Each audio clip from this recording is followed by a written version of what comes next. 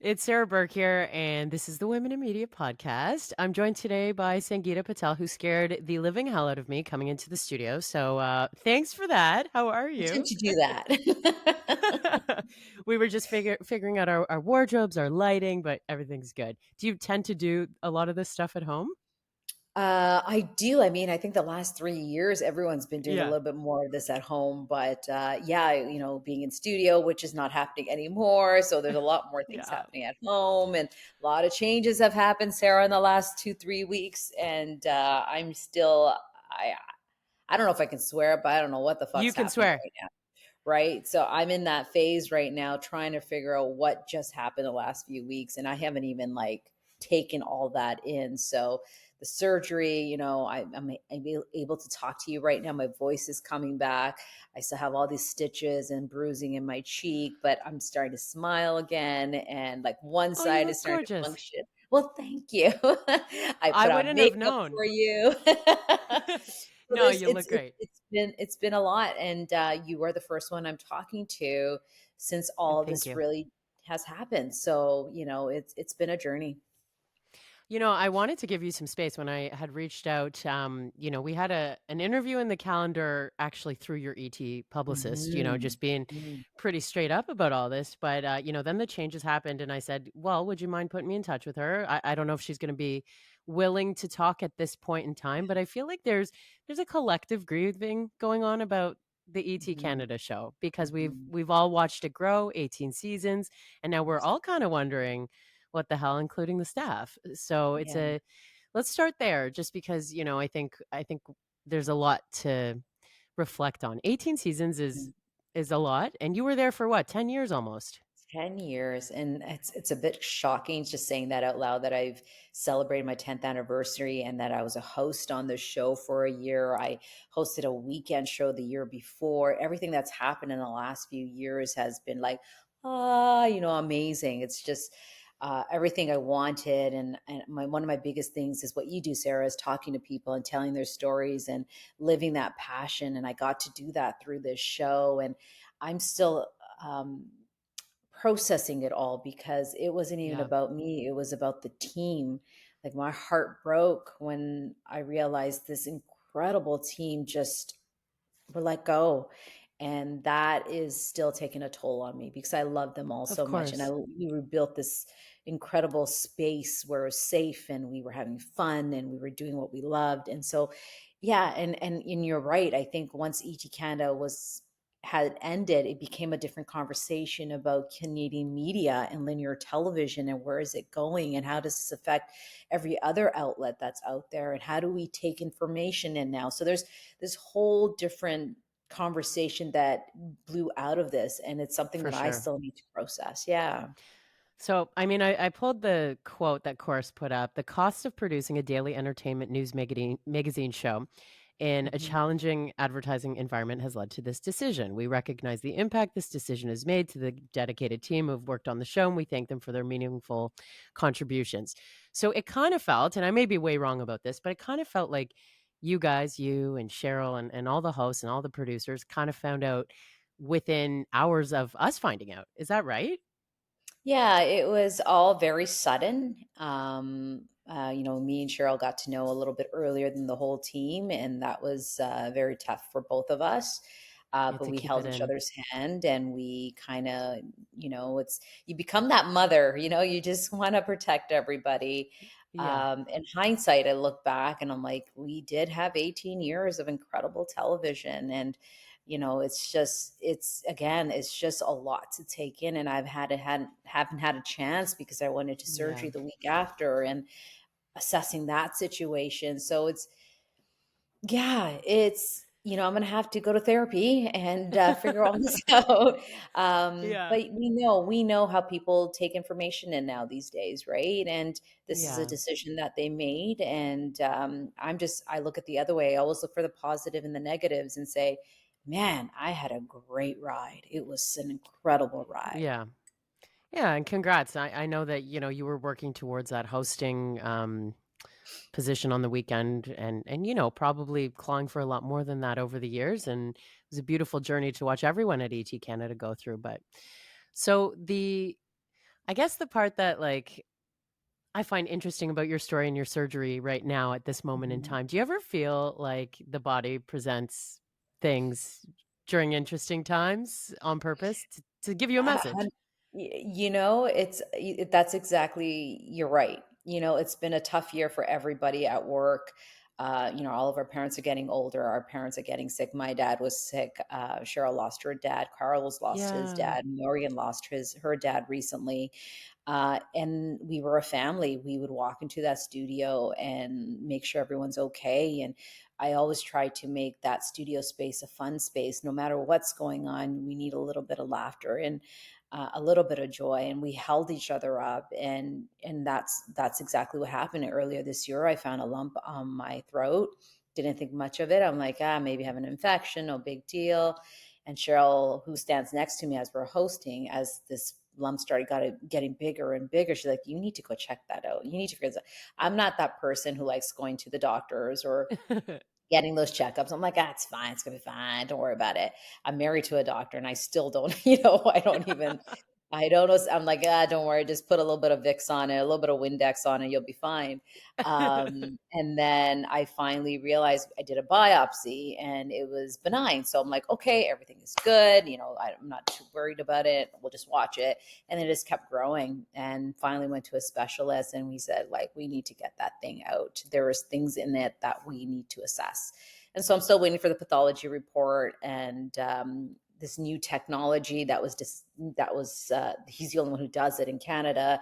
So I Yeah. don't have a scar on my neck. It's through my mouth. And it's just, as an engineer, I was like, whoa, this is kind of cool. But yeah, and so that happened, and I was under for 4 hours, which is just, the whole thing is just, what the F is happening, right? Like I All at said in the the same beginning, it's time. just like all at the same time. But I have to Yeah. tell you, Sarah, I loved how people reached out and people were holding. It was just a blessing to know from, our job, it's gone, to the surgery, and everybody just, I was overwhelmed, and it was Yeah. beautiful for me. Yeah. On the health front too, I was thinking about that in my own transition because I left a job at Yeah. SiriusXM a few years back around the time that I started this podcast. And Right. it's stuff I never really talked about at the time, but like I had stopped getting my period. Like I had all these like red Mhm. flags that I was like, it's fine, it's fine. A lot of it's fine, right? And Yeah. then when you stop, and I feel like you're going through that right now where you're looking Mm. around, you're like, how am I living my life? All those things, So Yeah. Yeah. I feel a bit of that, to be honest. Mhm. In your story, but you are Yeah. so entertaining even just on social media. Like I always look forward to, your fitness stuff, what Aw. do you call your Tuesday one? What do you call your Fitness Tuesday one? Tuesday. I started the Oh, hashtag just 10 years ago. yeah, you always have so It's much become fun. a I thing. like Yeah. as a fellow fitness girly, I always like looking at that stuff. And that's where, Yeah. I mean, who am I to say this, but I just mean I think that you'll find a way to make content that you love anyway, regardless of what's next. And I did, say, is there anything we can talk about coming up that you want to say? And, you know, um, I'm sure we just got to keep an eye on the socials to watch for what's next. But I guess in Yeah, the there's a little bit of winking going on. Yeah, in the it's excuse, go I ahead, was sorry. just gonna say, Sarah, what you were saying, it's like social media is another completely different platform. I consider it another job, which I Yeah, love, because I said this, everyone asks, what's your branding? What is that? For me, it's joy.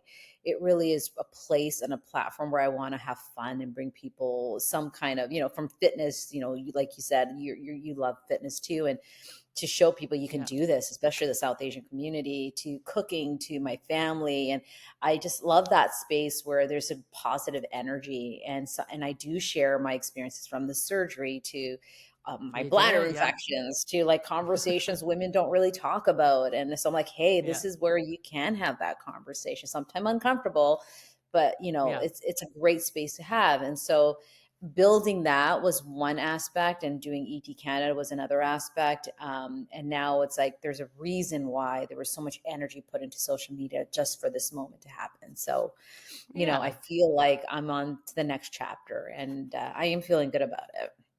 Yeah, and in that excuse for reinvention, is what I was Yeah. gonna sort of say before.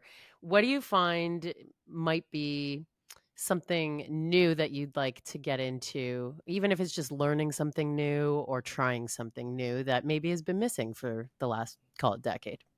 Yeah, so interesting enough, I had a meeting yesterday, and one of the conversations we had was I always put myself in second place.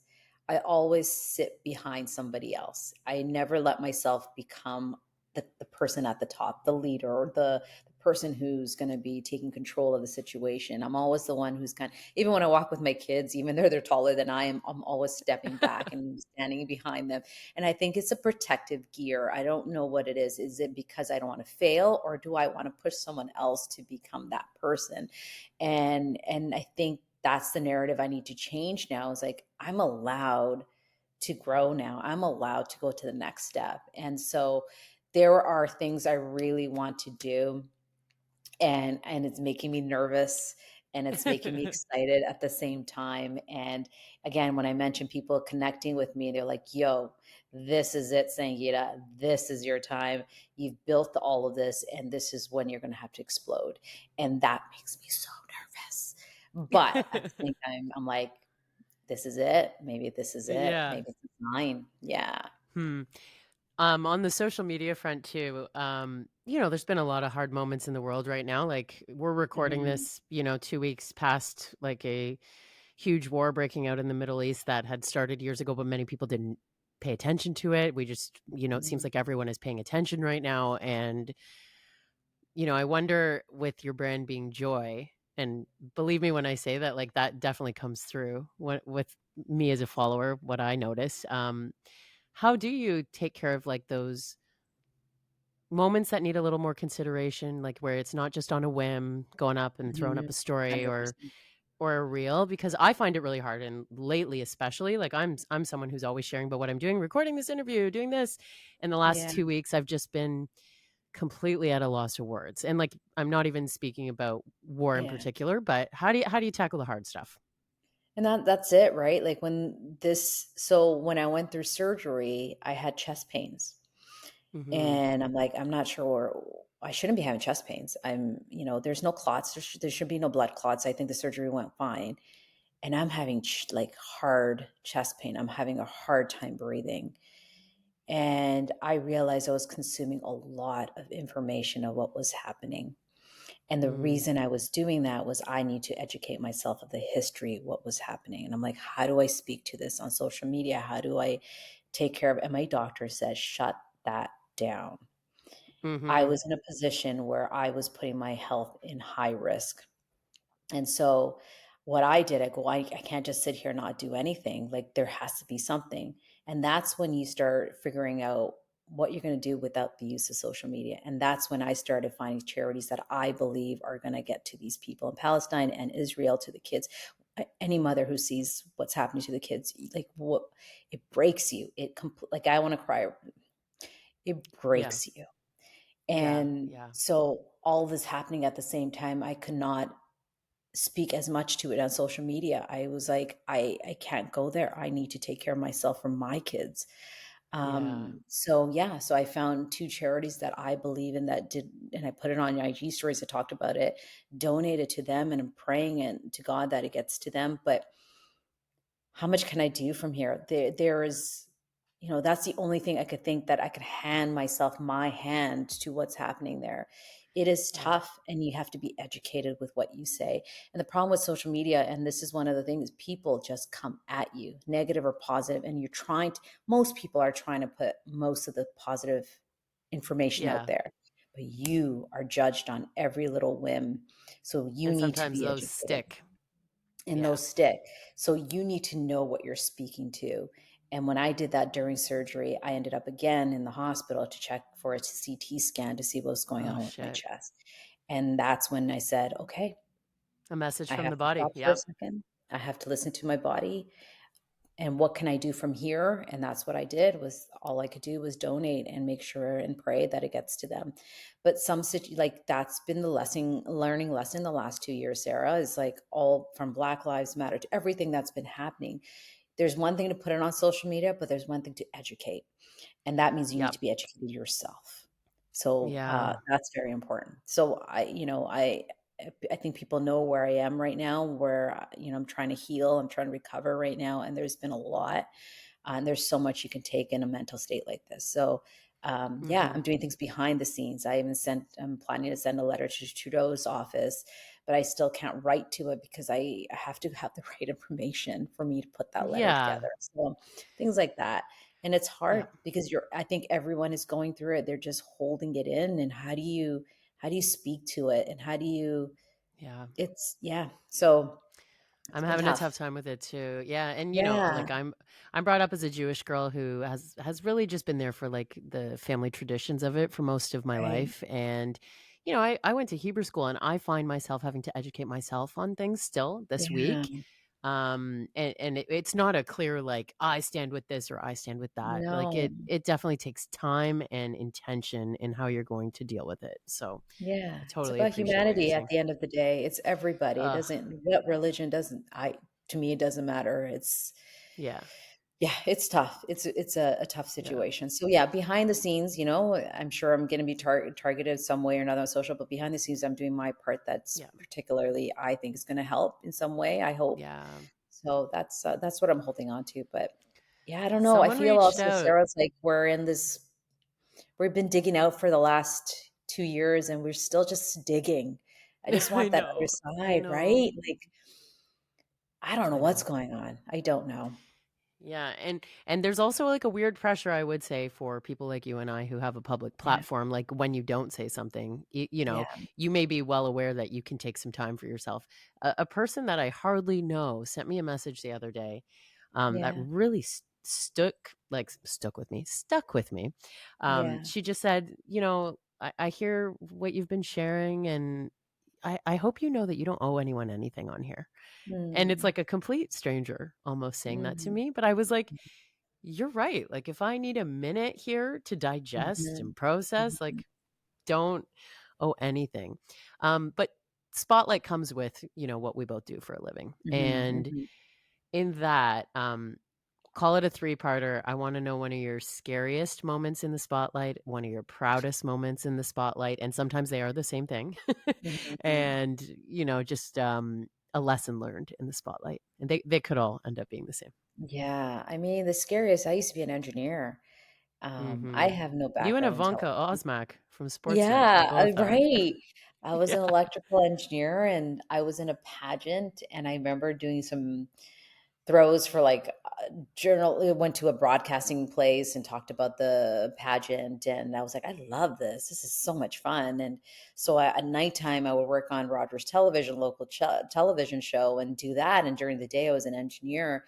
And then that scariest moment was I had my first child and I'm like, this is it. I'm going to stop being an engineer and I'm going to go into this hardcore.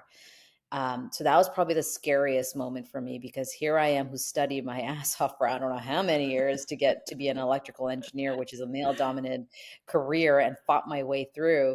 I decided to make that change. And that was probably one of the scariest moments for me. And going to the Weather Network and working part time and just going to City TV to Where'd ET you grow Canada. up?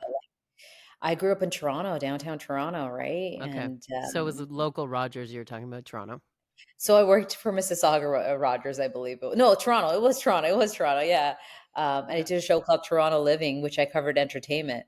And that's when I met Brad Pitt. Like I was like, yeah, this is what I want to do for the rest of my life. Like that was probably the Yeah. scariest, and it was a highlight for me too. But for me, it's Mhm. really my passion is talking to people and doing interviews and having those chats. So when I feel they're comfortable and that they want to share the story with me, that's my passion. That's where I think is what I live for. That's what I want to do for the rest of my life. Like when Dwayne Um, Johnson is like a homie.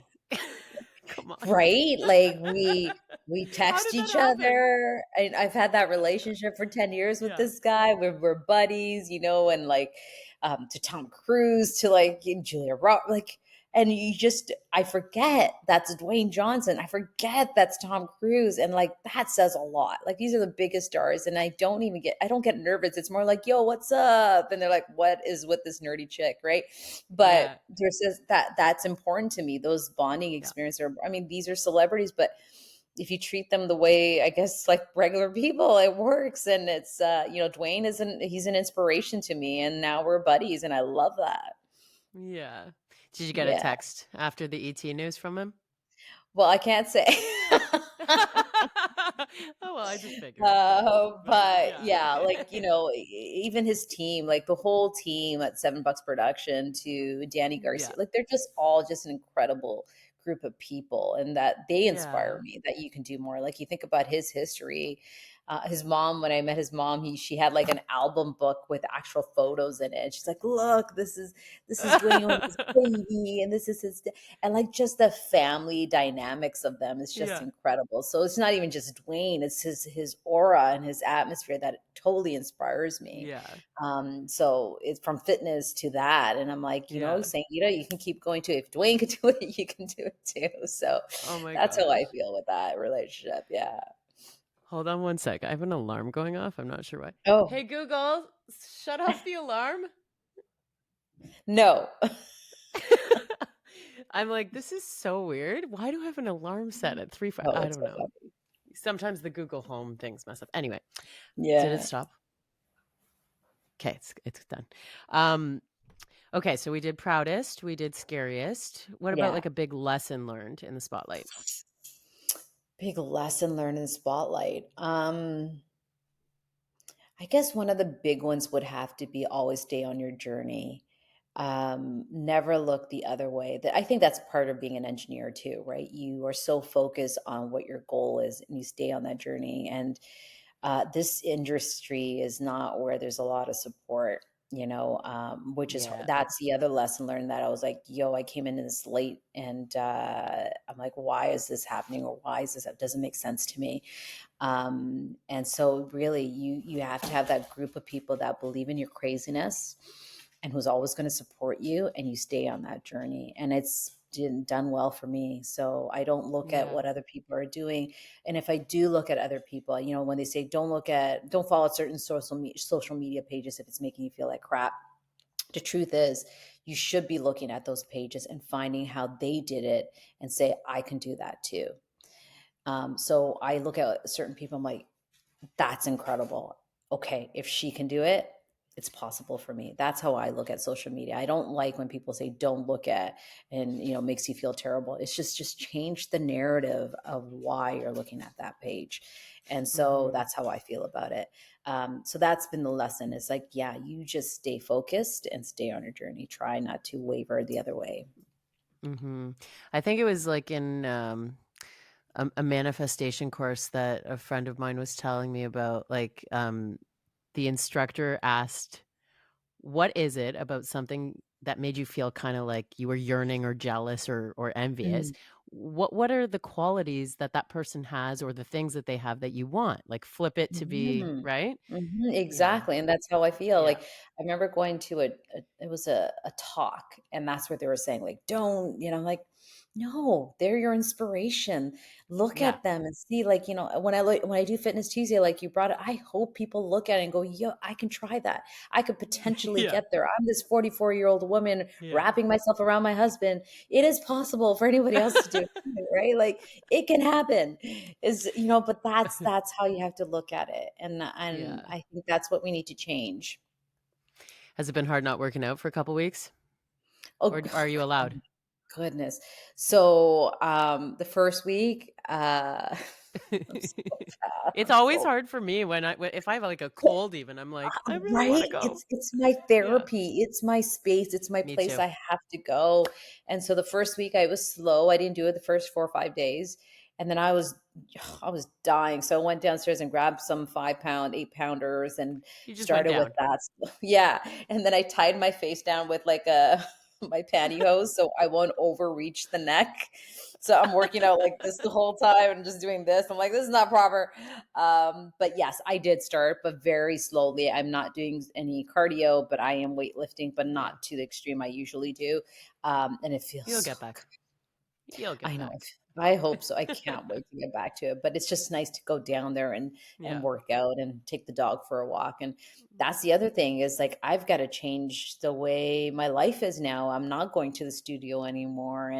and figuring all that out. Like this is Yeah. a whole new way of living and figuring what am I going to do for the next few months and figure all that out. So yeah, it's interesting. I think that's I the know. right word. I've gone through all of that too. I feel that. Oh, yeah, so like It's reinvention. the unknown. Yeah, yeah, yeah, Yeah. yeah. It's a different space for sure because I've never been unemployed since I was like 14, so it's just like I don't know what's going on. But then Yeah. I'm doing branding, so I'm not unemployed. I'm still doing social media, so like that's a whole nother job that takes so much time too. So it's all that Yeah. too. So So I was going to ask you about your experience, like working with other women. I've had great experiences, many women who have uplifted me, and then there's been, a couple stories where it's quite the 100%. opposite. But yeah, it's kind of comes with the territory again of this industry, and I'm wondering if there's some learnings along the way there, and how you dealt with some tougher times in that sense too. Yeah, I think we touched on the fact that I was this engineer who came into this industry, didn't know what the language was. I'm quoting language because I thought, hey, there's space for everybody and la la la, Yeah. living in la la land, right? And I had a lesson learned that that's not the case. And especially in Canada, I'm not sure what it is, but I guess because there's so Just much fewer space that people opportunities. yeah, like there's so limited space for people. So yeah, I learned a lot. And one of the things I did learn is that you can be friends with women and inspire them. There's space for everybody. But there are women that I'll be honest that have been in my life that really hurt me to the point I ended up in therapy and because I didn't Oh yeah. understand what was going on. And one person who was my mentor completely used a new narrative of of situations, and I'm like, Yeah. first of all, how do you even go there? And two, why do you want to hurt somebody? Why is that something? So that's when I started learning to like I need to barricade myself sometimes, not always be this free person who speaks so freely. Like be careful sometimes what you say. And like I joke a certain way. I mean, I used to hang out with guys all the time. I'm an engineer. Like we joke certain ways, Yeah. and I'm like, okay, maybe that's not, so there's been lessons, but most of it's been really positive. Yeah. I used to want to be like really good friends with everyone from work. Like I remember, my first 5 years in radio, it was like, this is the Yeah. best crew. I want to like FOMO if you're not with everyone. Yeah. And then, by the next few jobs, you're like, oh, okay. Like, Yeah. sure, we can Yeah. probably get there, but it's really healthy to have support systems outside of work. Yeah, Yeah. 100%. Yeah, and that's it. Yeah. Like that group of people that huddle around you is so important. And I'm so blessed that I do have that group of women. They're all well, one guy. Well, they're all women Yeah. and Yeah. Yeah. they I'm one of those I am crazy when I have crazy ideas and they're like, "Oh," rather than like, "Okay, you're being ridiculous." It's almost like, "Okay, let's see how we can make this happen." And that's Yeah. so important to me. So you got two girls, right? Do I have that right? Yeah, Two I have 2 daughters? girls, 16 and 13. How do you talk to your girls about Yeah. everything? Like whether it's, showing up on social media in a certain way, protecting Yeah. yourself, like all of these things. What's your outlook on all that? So my kids are very so both of them are not that much on social media. They're not I think it's partly because Bless. mom's on social media and they're like, They're like, "Forget oh it. She's my kind of ruined it for us." And if I ever use photos or anything about them, they get paid for that. They have a negotiation process. This is love years that. ago. They had a contract. They're like, "Okay, this is all you're allowed, mom, and we're gonna do this, but how much you're gonna pay us?" And I was like, "Oh my god, I've raised the best kids in Smart. the world." Even though So they're doing it smart. to me. It's so smart. And so, like, I have something coming up soon, and my daughter's like, "Well, if I'm going to be in the video, how much are you planning to pay me?" And I'm like, "You know what? Let's write up a contract, and we will figure it out." So, knock on wood, but like when I talk to some of my friends and how their kids are dealing with social media, my kids are pretty much 360 of that. I must have freaked them out from social media, but they're doing well. And one of the Yeah. great things for both of them is that they both play volleyball. And if there's anything when you're raising kids, if you could get your kids in a group sport, do it. Oh It will yeah. change the way they're yeah, because they say the most time kids get in trouble is after school till dinner. Now my kids in that space are playing volleyball. They're with those close friends. They know what who they are. And that has been so great for them. They want to make their friends proud. They want their team to be proud of them. They want to do They better. learn And so much. so that's, yeah, and they're so focused on that. So it's almost like, knock on wood right now. I'm going to do it right now, but they're both really great kids. And I told my Yeah. daughter, who has a lot of allergies, she's 16, she's going to start experimenting. And I said, listen, if you want to do weed, you want to drink, do it with me, because the worst thing is get drunk and you have allergies. So we laugh about it, but I'm like, I'm serious. Like, let's Yeah. do this together. If that's the space. She's like, Mom, I'm like, yeah, like Let's I do just the want to make sure you have. exposure, and then we'll just see what happens so you Exactly. know how to handle it if you find yourself Yeah, on your own. Yeah. exactly. So, yeah, there an interesting mother, I guess, in that way. Um, No, no, not at but all. yeah, it's I they're both incredible, and we do have a great open relationship where we talk about everything and anything, and they know the Yeah. door is always open. And plus, my 16-year-old, I hug her all the time, and she's like, "Stop!" But I know she likes it. My little one hugs me all the time, but my older one's just like, she's 5, I don't know, 5, what is she, 5'9", 5, whatever she is, like, and so I always grab her, and I think she needs that. And Yeah. yeah, it's just reading their body and where they are in Yeah. their lives. But yeah, they're both blessings for sure. Yeah.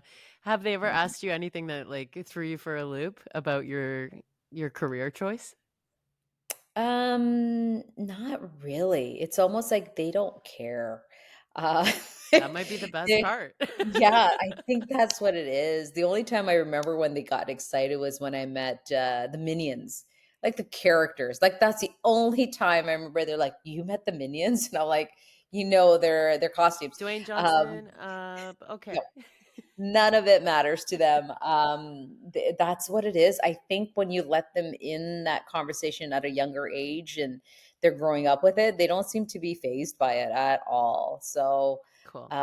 no, I think also that, they even question like, why would you go from engineering to this? And I go, sometimes your passion's always there and it starts speaking to you at a later date in your life. And that's Yeah. what happened to me.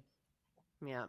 Okay, so I just wanted to end this conversation like with a bit more about how you give back, and I know we just talked a bit about it, in the last few weeks and where your head's been at, but Yeah. you're part of CoverGirl's beauty campaigns with the Ageless Beauty, is it called? The Ageless Collection. Ageless. Yes. That's how I started. Yeah. And so you're like the first South Asian Canadian ambassador, which Mhm. like I was kind of shocked that you're the first. I like I what know. year? What year? What? But anyway, um so has that work led you to other work? How else are you trying to inspire young women, because you're obviously such an inspiring individual? Oh, thank you. Like, I think, Sarah, that's the other thing is I didn't know I was an inspiration to South Asian women. Here I am at City TV. This is what, 15 years ago, doing weather. No idea. Like, I never even thought about being a South Asian woman on television. Like, it wasn't a thing to me. To someone, you're an But icon. then you go to ET Canada and you're like one of the first South Asian women to host an national entertainment show. You're the first one to do CoverGirl. You're the first one to do Pen, like all this stuff. And then I'm like, I actually need to sit with this and understand what's happening. I'm just having a great time. And like, I just love every opportunity, but what that actually means. And so I do go to events sometimes. I went to a high school, I remember, and predominantly South Asian community. And I remember one girl getting up and she says she wants to fight for her country. And I was like, oh, okay, that's interesting. And she goes, my parents won't allow me. And we went into this whole conversation and I'm like, do what you want to do. It was Yeah. due to how women are treated in that culture. And she didn't think she had a voice. And I'm like, yes, you do. I have a voice, you have a voice, you can do this. If this is what you want to do, go Yeah. for it. And that actually made me realize, yeah, that people are listening to what I have to say, and I have to make sure I Yeah. understand that I am pushing the South Asian narrative and helping women. And when I did the cover girl, I go, are you sure you have a color that matches my skin tone? right? That was the Mhm. first conversation I had to have, and they go, and it was perfect. It was called Honey, and it was perfect match for me. And I was like, this is Love it. great. Look how far we've come, right? And Yeah. so now I take it, I show my culture now. I wear langas on my social media. I talk about Diwali. I talk about Navrat. Like I expose all that now because I'm like, listen, I have a platform where other people can learn about our culture, and I haven't shied away from it anymore. Yeah. I feel like I've seen more of it on your profile in the last 2 years than ever. Yeah, and it's because I love Yeah. Indian food. I'm like, I have people, I'm like these recipes and I'm making it healthier. And I'm like, I'm going to share this with people. Yeah. And I love the clothes so much. I Oh, never beautiful wore when I was a clothing. kid, and I'm like, oh, this stuff is so gorgeous. And that's part of it, is that these are South Asian women who are Canadian designers, and I want to celebrate them. So if I can help in one way or another, let me Yeah. try. So that's been the thing for me. So yeah. Okay, perfect segue into the last question I usually ask on this podcast. I want you to drop some names of some women that you basically are nominating to come have a conversation with me, women who have incredible stories to share that will definitely inspire others. Oh, You can man. pick a couple. Canadian, or does Yeah. it matter where, Doesn't or matter. But like within reach, like, when someone drops yeah, like Shania Twain, I'm like, I mean, we'll try, but we try. Well, we're you know. talking about South Asian. I'm gonna drop Money Jessel's name. She is a designer that tend to wear a lot on social media. This young woman started her own business at such a young age, and where she has gone is incredible. She stuck to who she was, she stuck to what she believed in, and she is a powerhouse. And she just has a way of celebrating the culture, but also being open to everybody, like every culture, like if that makes sense. She makes things, Yeah. clothes that anybody can wear. It doesn't have You don't have to be South Asian, and she is a gift. I to see her grow the way she's grown, it's a beautiful thing. Where's she based? I think she lives in Mississauga or Vaughan. I'm not Okay, sure so where she is she is. Canadian. Yeah, she's Canadian. She's Canadian, and Yeah. yeah, she's had an incredible journey, 10 years of journey, and yeah, she's incredible. Behind the scene, another South Asian woman, Maria Chowdhury, who is our designer, she dressed me for the last 2 years. Incredible soul. She is absolutely amazing at what she does. Again, more clothing, but like That's she has okay. a gift. She has a gift of looking at you and saying, "This is what you're going to wear." And I'm like, "No, I only like black and white." And she's like, "No, we're putting this color on you." And she just has a way to make you shine. And she's just the most beautiful, beautiful soul. Absolutely amazing. In terms of broadcasting, there's one of my favorite person is Kelty Knight, who's in the US, a Canadian. Okay.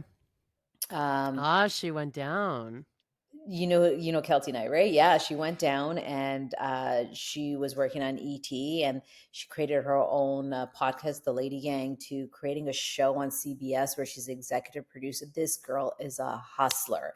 She does not stop. She is doing her own thing. She's an entrepreneur, and watching her grow the way she has shows, like I say, like it's possible. It is, watching her, I'm like, I can do this. She is an Yeah. inspiration to me. The fact, the way she has built her empire, I'm like, I know I'm a bit afraid right now. I'm in that position where she started 10 years ago, and I'm like, okay, she can do it. I can do it too. So, Kelty Knight, I would say, is one of the most incredible people in the industry. Are you guys buddies? You and Kelty? Yeah, she's a friend, and I would if I love a text her, connect. and yeah, when I talked to her and I saw her on the red carpet at Mission Impossible, we caught up, and we didn't Nice. get to see each other often, but she's so good. She's just so good at what she does, and Cool. you fall sometimes and you pick yourself up, and that's that person. Well, I really respect you coming on this podcast while you're going through all the feels right now. So thank you. And I think there's a lot to celebrate about Yeah. those 18 seasons, and thanks for being willing to kind of wade through all the feelings. Thank you, sir. Thanks for having me as well, and we figured this out, and it's great to chat with you, and, I Yeah. have a different email address now. It's all good, the same phone number, but, thank you so much for having me. And people know where to find you. So if you're thinking of Yes. Sangita for something, drop her a note. Thank you.